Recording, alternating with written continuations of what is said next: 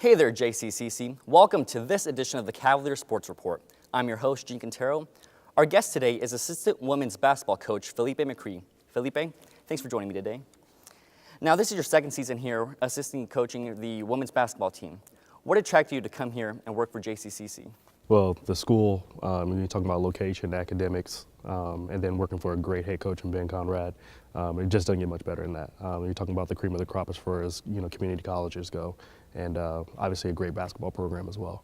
Now, for Coach Ben Conrad, I hear he does a foot stomp at games. Can you tell me the story behind that? Well, whenever we need to get someone's attention, you'll hear a loud noise, and it's normally coming from his foot. And so, yeah, that's kind of, I guess it's kind of a running joke on Twitter where there's an actual count of how many foot stomps he does per game. Yeah. I mean, that should be its own Twitter account, the foot stomp, just a picture of his foot there.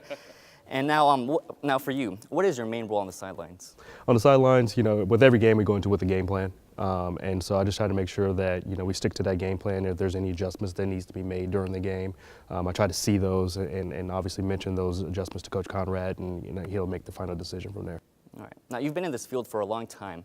What makes JCCC stand out from your other coaching opportunities? Well, kind of like I said before, when you're talking about the school itself, the people I get to work with every day, the athletes I get to work with every single day, location, you just throw in a number of factors. So, academics, I mean, it doesn't feel like a 2-year school, it feels more like a 4-year school. And that's something that really intrigued me about the job and like I said, a great basketball program. Yeah.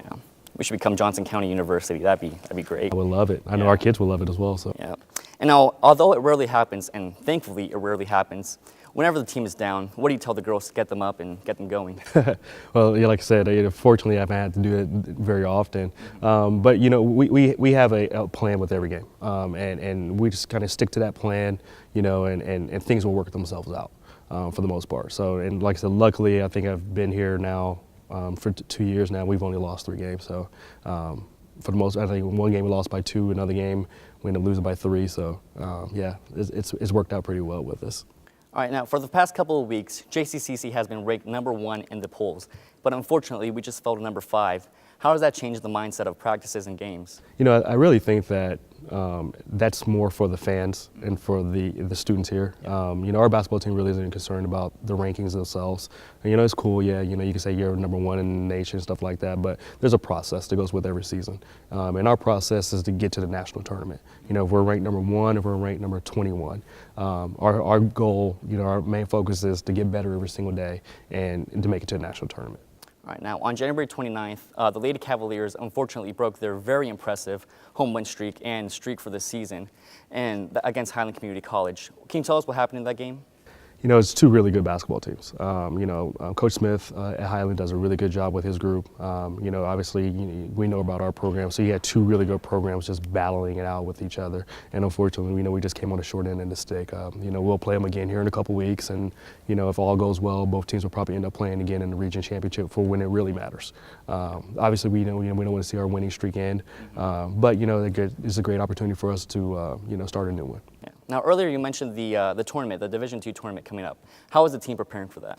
We just take it one game at a time. Follow our process. And if things go the way that we want them to go, and we do the things that we need to do, we'll be there. Yeah. And now, how do you keep the girls motivated when they're up by a substantial amount of points? I've seen some of the scores for this season. It's been 100 to 40, and it's just impressive. How do you keep the girls going? Well, the girls pretty much, police themselves, to be honest with you.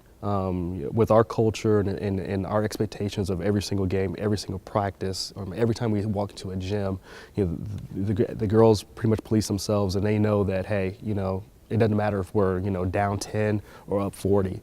They're the same expectations every single day with every single possession.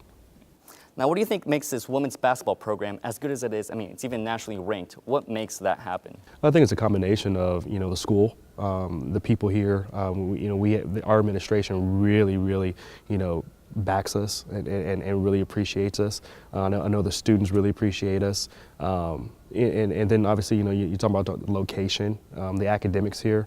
It sells itself. And that's why we've been so successful here. All right. Now, there's a couple games left in the season.